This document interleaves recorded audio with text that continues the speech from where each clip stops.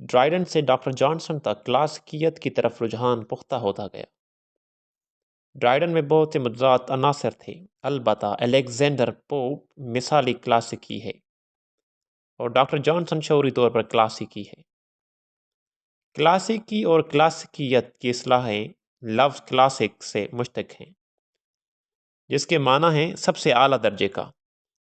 16ویں تا 18ویں صدی کے دوران یہ اصطلاحیں قدیم رومی اور یونانی ادب کے لیے استعمال ہونے لگی تھیں۔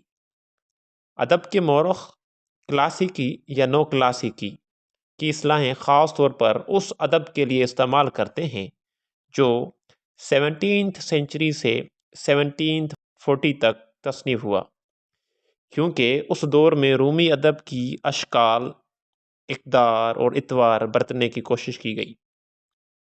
اس دور میں فرانس کی کلاسیکی تحریک انگلستان کی تحریک سے زیادہ طاقتور تھی اور فرانسیسیوں نے قدیم رومی اور یونانی ادب کے اصول و قواعد برتنے میں زیادہ سختی سے کام لیا۔